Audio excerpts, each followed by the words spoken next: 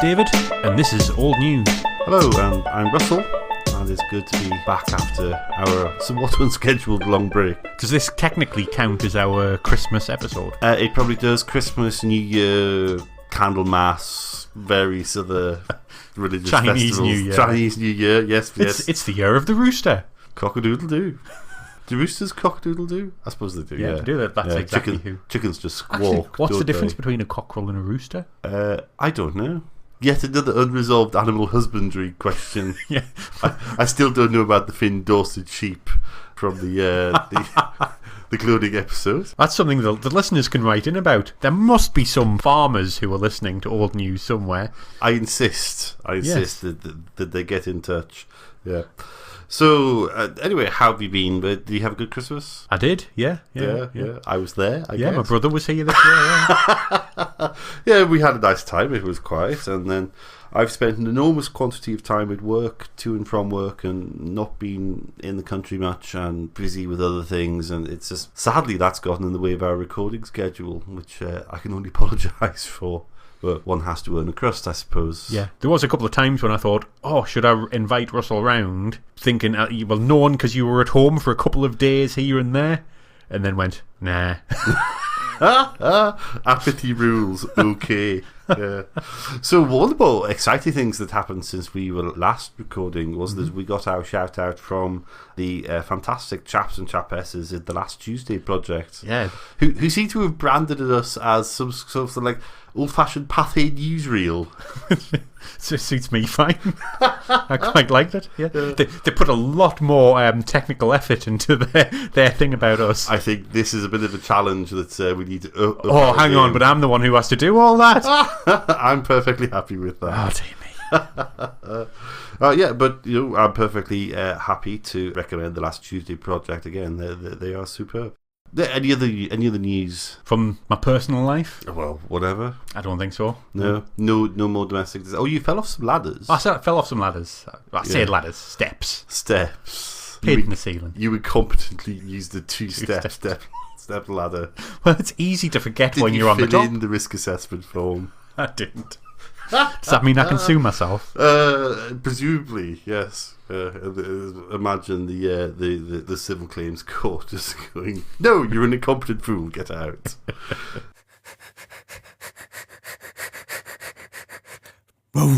So I got a little bit of feedback from a listener, and who was talking a little bit about the format, and said that perhaps we should do a little bit more explanation of the event itself that we're going to talk about, just to remind people. So we'll do that a little bit, but we'll try not to bore people with. Yeah, because we have had feedback saying that shorter shows are better. Yay! Yeah. Let's work. Let's work or talk faster. Well, that's the end for Old News. Let's have lunch. And the other thing was talking about the Chernobyl episode. You looked at what scram meant. Did you remember? Because I still can't remember. No. Well, you're asking that now. Hang on. I've asked that now, largely just to annoy you. I literally was just looking at this on the Facebook page 3 minutes ago. No, it is. Have you written them down? No. All right. Safety something or other, surely. Safety control rods activation mechanism. That's right. Safety control rods actuator mechanism, which both seem reasonable. Yes. The third one, safety control rod axeman. Unlikely, yeah. I imagine. The thing is, I've put that in last in my list because it was blatantly stupid. In almost all lists, that's the first one given. How bizarre. Axeman. Yeah. The person who it's accredited to kind of says, I made that up on the spot when someone asked me. Oh, right. But, I can't remember who it was. It was someone vaguely famous in the world of nuclear energy. So another case of how a silly thing on the internet has just hung around and then has largely started to become a fact just through repetition over and over and over again and linking over and over again. The second bit was interesting because our listener and friend was talking about one of her friends who was a child in North Wales, at the time of the Chernobyl incident, and then at a later date, many years later, suffered a form of cancer, which I think was a thyroid, but I couldn't be sure. But it was a very rare cancer, very, very unusual, the kind of thing where doctors go, oh, I've not seen one of these before or in a long time. And when was asked, where did he grow up? In North Wales in 1986, they went, oh, and he was a Chernobyl victim. Oh, right. Yeah, it's a very specific type of cancer which can almost always be attributed to inhalation or whatever, or consumption of those sorts of particles. Right. So there we are, despite the sort of maybe the somewhat thus far limited reach of our audience, that there's somebody with personal sort of connection to the incident itself we've talked about, which I thought that was quite interesting. The price that thousands of people must have paid for that accident. Old news. Should we get on with the order of business? Yes, this week's subject is, well, we were debating the name of the episode. We were. Say we were debating. I suggested a slightly overly dramatic, which would be the standoff at Rothbury. The standoff at Rothbury. And I had just talked about the Raoul Moat affair. Yes. But I think, interestingly, this discussion that we're having will be reflected later on, because I thought it might. Yeah, and I think it kind of plays into, are we going to be a bit hypocritical by playing into some of the things we might want to criticise later on? So, a little bit of exposition. So I think you should have a shop bell or something to ring when I've gone on for too long doing exposition. But should I download an app? There must be an app. A timer app. No, well, not a timer app. A tinger. A tinger, or an egg timer, or something equally bad. One of the first things I wanted to do is straight away, rather than concentrate on the perpetrator here, is mention the names of the victims straight away, because I think they tend to get lost in this. So we have Samantha Stobbart and Chris Brown, and also the third victim who was injured and then later has tragically passed away, policeman David Rathband. So I just wanted to mention them by name and pay our respects to them. One of the things I wanted to mention was I had forgotten just how local this incident was to us, that the first two murders happen in Berkeley. Yes. Which is a town not that far away from where we are. So perhaps there's local sensitivities that perhaps we should be careful about, and try not to stand on people's toes or say anything rude about victims. That's certainly not what we want to do. So very quickly, there's like one of the UK's largest manhunts happened between the 3rd and the 9th of July. Raoul Moat is released from Durham prison. Yeah.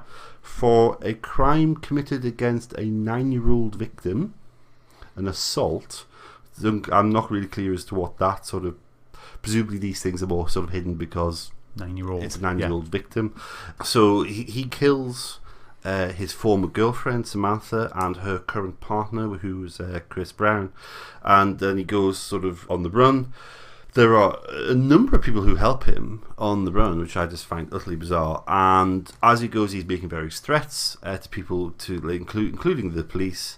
And he shoots David Rathband, the policeman, and then he sort of runs away again, and is found sort of holed up by the riverbank in a town called Rothbury up in Northumberland. There's a standoff, and he takes his own life at the end of the standoff. And so that is the end of the manhunt. But I think the thing that really characterises this whole sort of affair over those sort of from the 3rd to the early hours of the 10th of July 2010 is just the enormous blanket media coverage. And it was also like one of the first instances I can really remember where social media played a really big part, especially things like Twitter and so on. Yeah. In like a big sort of news story in the UK like that. I don't know, is that something that you remember at the time? I've got to say, I sort of vaguely remember stuff about it on Facebook, and having read up on it now a little bit, that I'm aware that Twitter and Facebook played a part. My main memory of it is the rolling news. You know how you normally ask the question, where were you? Well, the one time you haven't asked that. It's the one time I know exactly where I was. Okay. I was in the beer garden of the Black Horse in Chesley Street, and they had it rolling. It must have been BBC News or Sky News. It was the night everyone remembers when Gaza turned up, and the whole pub went Gaza? What? Eh?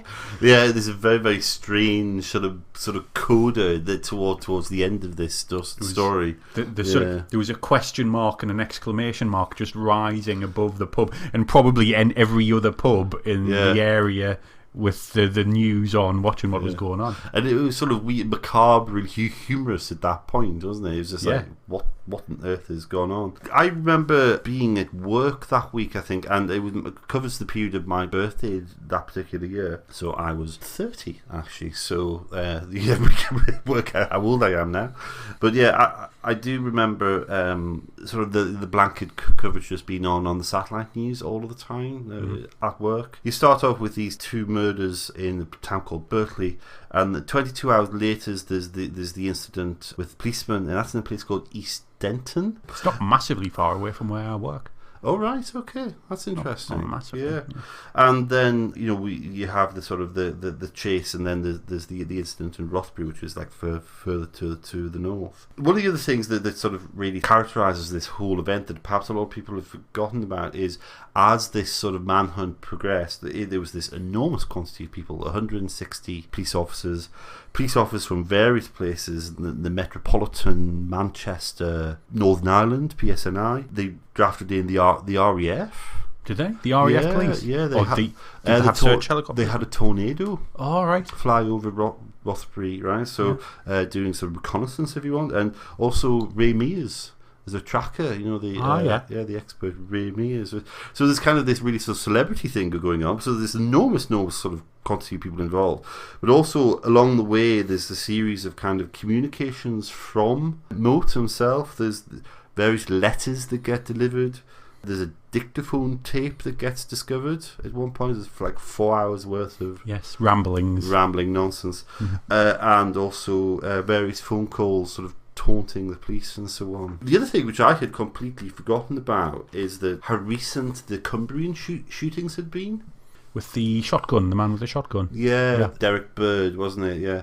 And so this was like literally almost exactly a month later. So I suppose there was, on behalf of the police, there was a fear that this was like an outbreak of copycats. Copycat is the word, yeah. I don't want to sort of chew over the details of the incident as such, because I think it'd be very easy to kind of just talk loads about Raoul Moat and then kind of drag people's names through the mud and things. We can talk about, which is sort of bad and open to sort of criticism, which I want to avoid. So the first bit I want to talk about is about the role of the media. And have you come across this sort of agreement? That pleases me. Oh, that's very good. Ting. So I'm going to end this on a question. Just keep going. I'm going to end this on a question. Go away. Oh, I will hit that bell by the end of this. So is the role of the media? I don't know whether you came across the fact there was quite a large media blackout at one point. Yes, I came across that when I was looking things up. The media were asked because of what was in the ramblings on the tape. Like up till that point, that said he was a threat to police, and he'd said that he was upset by the coverage he was getting, and any mistakes would mean he would attack a member of the public. Yeah. And the police asked for that not to be put out. I think that's reasonable. I think that's reasonable for the police to ask. It's an informal thing, and the media complied, but they didn't take stuff down that was already there. I think that's fair enough. You see, I bet in other jurisdictions, particularly the US, where the press is a lot more rampant, perhaps. Rampant, to use a word.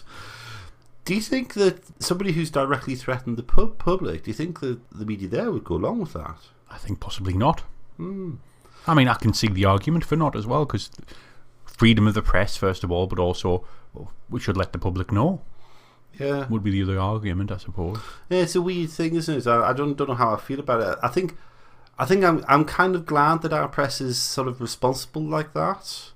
But it is like it's a self-censorship, isn't it? I mean, it's a voluntary censorship, but it's a self-censorship.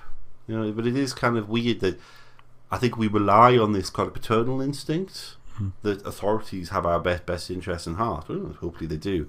And, the police certainly do, we hope. But I found that strange. I was wondering at what point are these things justified? Goodness forbid that he's attacked another member of the public. what would you then do if you were the police with respect to the media? If he's attacked someone, I think you would then have to allow the media to report on it. Yeah. And say there's an immediate threat to civilians. Because they had already said, you've got to keep away from him. You know, he's armed and dangerous, do not approach this man, sort of thing.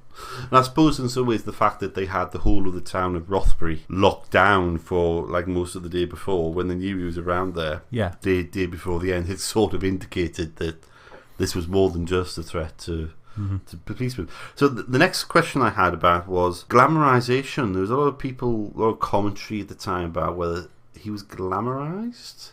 Do you think he was? I've got to say I wasn't aware of him being glamorized. Yeah. I have now read things that say he was. Right, so, of all I'm getting sources. second-hand glamour. Does that count? Yeah, people. The two quotes that I found, and I don't know where they're from, they were just like this descriptions of having a hulking physique and well-known or notable hard man. Yeah, is that glamorization as such? Or do you think the problem is people would take terms like that as being quite desirous, glamorous? I don't think if someone describes a person as a notable hard man, certainly in my mind that's a negative thing. You know, someone with links to the underworld. Yeah, but do you think we're bringing a kind of like a white middle class view to that? That, you know, in some circles, to a lot of people, the hard man might be the man that's respected. Yeah. So would you then ask? Should we? I suppose the question that it sort of reflects the previous part. Should we then ask the media to stay away from such description? I don't know if you say, when you say should we ask, do you mean should authority? So should the government ask the media? Okay, well, we'll start with that. Or, well, no. Should society in some way pressure the media not to use terms like that? The only way you can do that is through social media and that sort of thing. Yeah, these sort days. of feedback to journalists. Expect journalists to have a certain standard whereby they don't. It's weird, isn't it? Because I think we both desperately would not want somebody like this to be seen in a glamorous way. I think the outcome, like we all agree on kind of the outcome. Is that different from any other murderer? Because you know you've got all those multiple murderers, mass murderers, who one way or another get glamorized. They all get books written about them and films and countless documentaries and made about them. And we can often name the killers and not the victims. Yeah, as we just did with the Cumbrian killer. Yeah, which I think is quite. It's sad, isn't it? Really, I think it's odd, but because I think that leads to like the role of the public. At the time, there was somebody who was a temporary trainee where I was working. Right? And he was from the northeast, and the whole Raoul Moat thing was I think it just sort of recently happened, and he was all thumbs up. Yeah, Raoul Moat, he's great, isn't he? And I don't know. It's still like at this remove, like 7 years later, I'm still shocked by that. I and the rest of my colleagues, I must admit, to a man, were all the same. It was like, really? Really? You would go, oh yeah, he's great. He gave the police the runaround. Why? Where does that come from? It utterly baffles me. Yeah. Well, one of the things I found when I was looking things up was there was a Raoul Moat Facebook page after he died. What's the proper word for that? Memorial page. And it got closed down after it got it's like in the tens of thousands of followers. And was mentioned in PMQs. Yes. Yeah. Prime Minister's question times. Anyway. The woman who ran it said when she closed it down, to the media, well, I thought it was funny how he managed to escape the police for so long. Yeah. And do you think a lot of this, sort of the outspoken support for him during the chase and subsequently, is just anti-police feeling? Do you think that's where a lot of that stems from? Anti-authority. There's a certain amount of sort of Robin Hood, the Robin Hood effect. Yeah. Doesn't matter what you've done wrong, Bonnie and Clyde. Doesn't matter what you've done wrong. You're on the run from the police. You're on the run from authority. Yeah. I mean, Robin Hood is he's a violent thief, but there's a whole sort of mythos around him that gave the poor. Oh, he's a jolly good chap. Yeah, because presumably the barons were unpopular at that moment in history. Let's say Bonnie and Clyde is a better example to use then. Right, okay. Well, I don't know much about the Bonnie and Clyde case. Well, other than being bank robbers and murderers, yeah, chased by the police with no redeeming features. But were they doing it to feed themselves? Or in the end, they were just doing it to do it. They were. It was their thing. I don't know a huge amount about it. Yeah. I just know that they were in a car traveling from town to town, causing mayhem. Gunfights, machine guns, Tommy guns. It was that sort of era, and they were eventually gunned down by the police. I just found the whole thing intensely depressing. What leads to that really vociferous anti-police feeling? Because the next step of this was the bit that genuinely surprised me, and I didn't know about it, was the policeman who's been shot, Rathband. There's a massive online hate campaign against him while he's still in hospital. Yeah, I found that weird. Yeah. What possesses people to do that? I mean, is this a manifestation of both like just general anti-police, anti-authority feeling and kind of the depersonalization thing of the internet? I think it's those two things, and there's contrarianism. Because what was going on in the mainstream media, and just generally, most people would say, well, he's the victim, he's the hero of the piece. There's a lot of people will just be contrary for the sake of it. Yeah. So I think there's both things, anti-police feeling, but all three things, anti-police feeling, dehumanising. I mean, that the woman who ran that Facebook account, she obviously had dehumanised the victims. Yeah, they were just sort of abstract things on a TV screen. They weren't real people at that point. Yeah. But a lot of people will just say, oh, well, if that's the general consensus, I'm going to go the other way because it's fun. Yeah, because it makes me interesting. Yeah, and controversial or whatever. Yeah, and presumably certain amount of it is just internet trolls, just being sort of anti-humanity, I suppose, which the vast majority of them are. One of the things that surprised me, sort of just in terms of the participation of the public, is the number of people who were like arrested as accomplices, and there's like a couple of people were sent down because they were complicit in the bit like with finding the police officer to shoot. And that's just awful. Like, if one of I'd imagine even if my closest friend arrived on my front door and said, I've just shot my girlfriend and I want to find a policeman to shoot. Well, okay, here's a question then. If you cut off that last part of that, I've just shot my girlfriend, what would you do? Well, I imagine I'd be immediately extremely scared for my own safety. Yeah? Yeah, I suppose that's going to be the first thing, isn't it? Would you slam the door on him? You'd probably invite him in and then somehow or other get out. What about call the police? Or call police. Do you think? Yeah. I don't believe you would help him. I mean, just to make that clear, I don't think you would help. But I'm just interested. I imagine because I imagine I would be extremely frightened. I'd be very, very frightened because presumably that person has their weapon with them at that point, and so I imagine I'd just end up stalling endlessly in the hope that it would go away.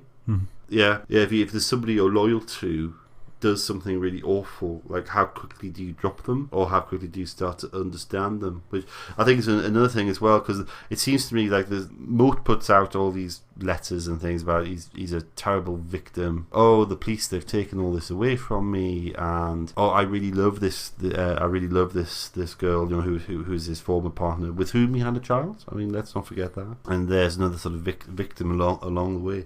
But I don't. There seems to be this sort of like massive buy-in to his victim status as well. Yeah. And I just wonder what's fueling that. Why is he seen as a victim? I think that's slightly different from the anti-authority thing, but it like sort of plays into certain people who see men as victims because women break up with them, and it strikes me like there's a horrible undertone of misogyny here. He's sort of saying, oh, this man's playing away with my girlfriend, this person who I love. I can't cope with that, and therefore that justifies double murder. Apparently, yeah. And the fact that people would buy into that and go, oh yeah, he's been treated terribly, look the way his partner's behaved. Just take a slightly left-hand turn, and I think I don't want to sort of dwell on the specifics of the story too much because it's terribly tragic. So you've got Rathband who gets shot and blinded, and he is very quickly, and again, this seems like a kind of a media thing, very quickly hailed as a hero. And, what happens to him is absolutely terrible. And then later on, he receives a very public award for heroism. It's one of the Pride of Britain awards. Right. And then he also becomes a leading light in a charitable foundation, which is set up by him and his brother for first responders, as Americans would say, so police, fire, ambulance people who are injured in the course of their duties. But I think that's fantastic charity work, very worthwhile. Hero status seems to be something that is conferred in a very weird way in some ways. Yeah, and with a lack of understanding of what heroism is, to me, a lot of the time. Which I think is nothing not to criticise the man in question here. To me, he seems like a terribly tragic victim. He's somebody doing in the course of his job suddenly gets shot in the face. I mean, that's a terrible risk to run, and the kind of, it's a risk that policemen face every day, though, in a way that it's rare, but terrible things happen to people in the front line. Yeah. That's... I suppose it's that thing where if you speak to anyone, well, not anyone, but a lot of people soldiers and people who've fought in the war and things like that, would say, well, I'm not a hero. I fought alongside heroes, but I'm not a hero. Yeah, they tend to be intensely modest people. Yeah. On the whole. So, without knowing the man or even seeing very much of him on the TV or anything, I very much doubt he would ever have described himself as a hero. Yeah, it's sort of he's a victim of an appalling crime by terrible circumstances, and also declared a hero by terrible circumstances. Which it seems like it's a loss of control in your life twice over. Mm-hmm. And obviously, most listeners will probably remember not that long after, in February 2012, he sadly took his own life. Which is a terrible tragedy for him and all of his family.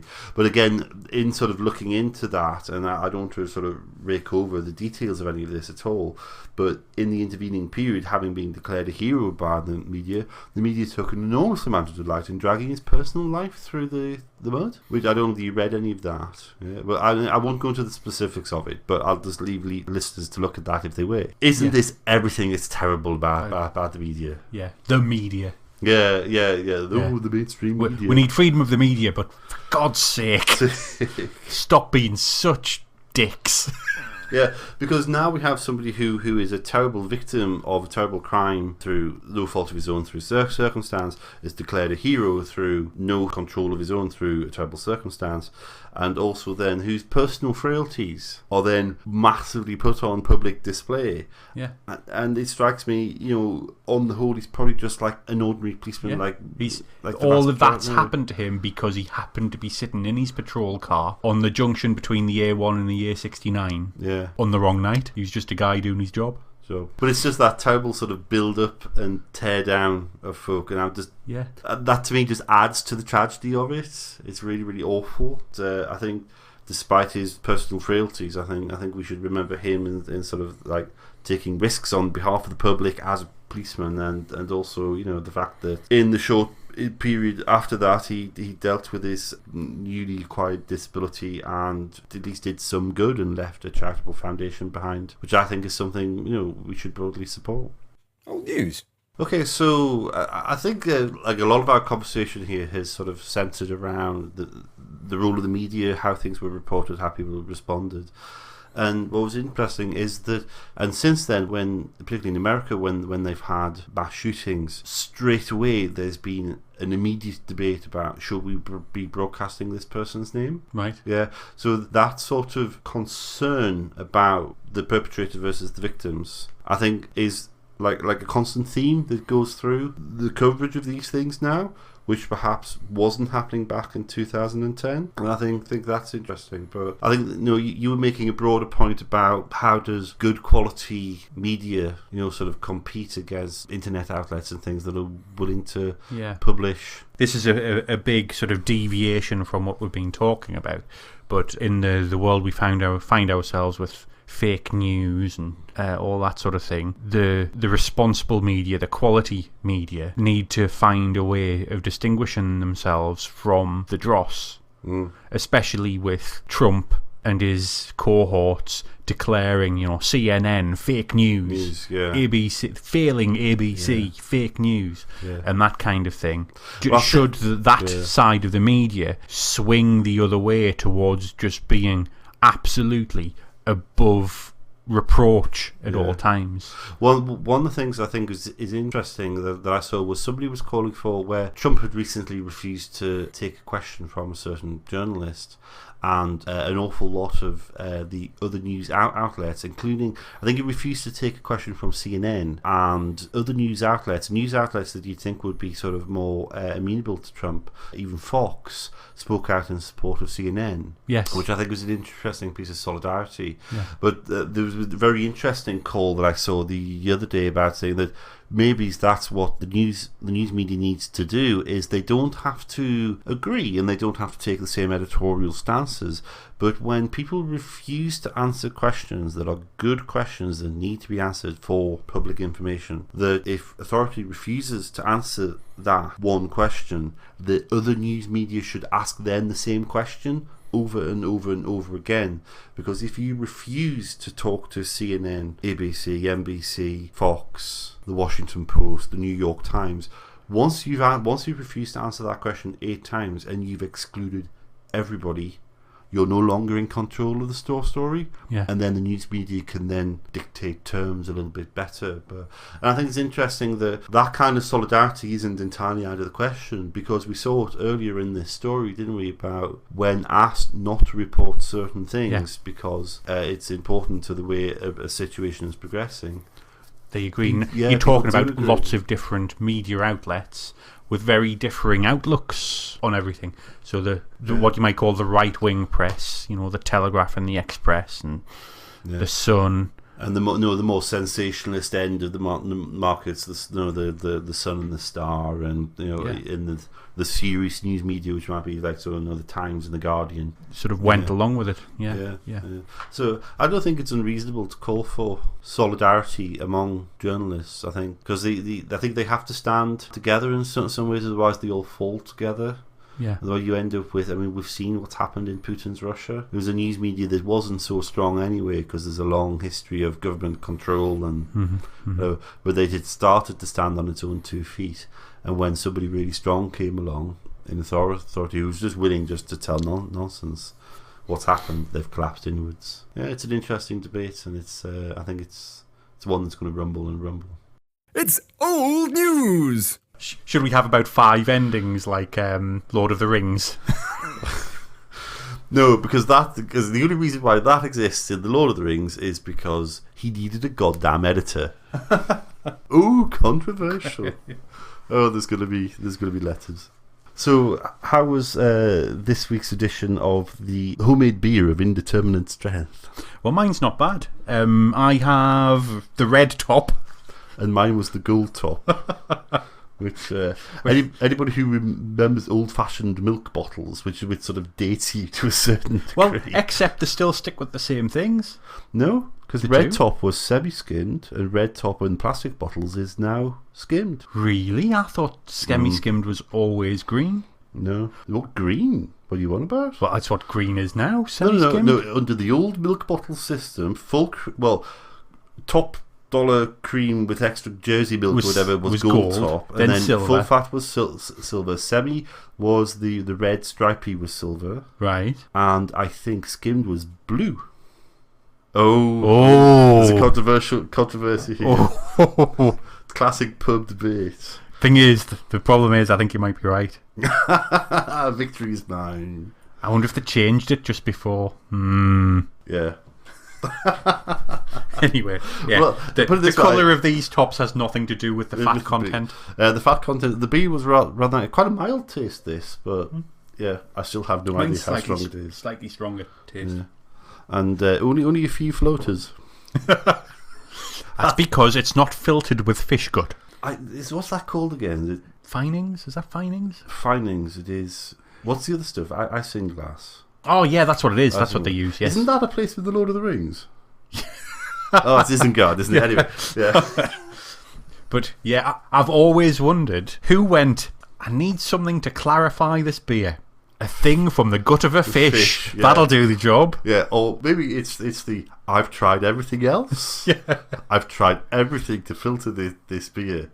Oh, this is the last thing I'm going to try. I'm using this bit of the fish. I'm using the testicles of a hippo. The nose of a camel. Oh dear. None of it's work. It is very, very, very bizarre. So now is the time for our traditional end of the show. Yes. So if you'd like to contact us, we have a lot of ways. First of all, you can go to our website, www.oldnews.podbean.com. And you can reach us on email at oldnewspod@gmail.com. Or you can get in touch with us on our Facebook page. Just search for Old News Podcast. And of course, we tweet or Twitter at oldnewspod. We'd like to thank bensound.com for the use of their royalty-free music. And of course, the dulcet tones of Pete Kitson for his interjections, which we're always grateful for. I should point out, because we haven't got it written down here, we're also now on YouTube. There's no video. Also, we haven't reached the standards of things like Hello Internet yet, so there's all kind of interesting video footage to go along with the... that's something to think about. Yeah, but you can search for us, so just Old News Podcast. You can listen to us on the YouTubes if you want. Excellent. Good news. Well, that's it then. Goodbye. And it's goodbye from me. It's all news.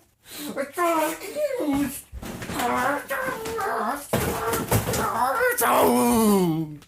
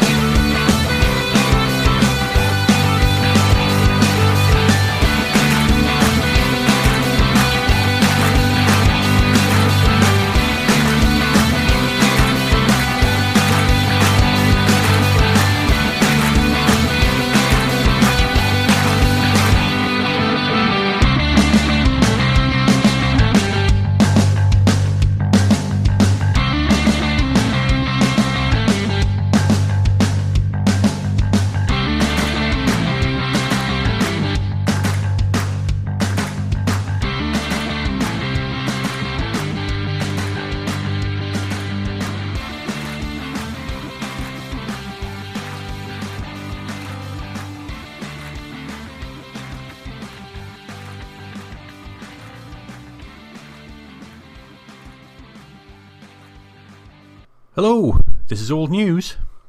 Hello, I'm Russell. And I'm David. And I've cocked up that welcome. Should we try that again?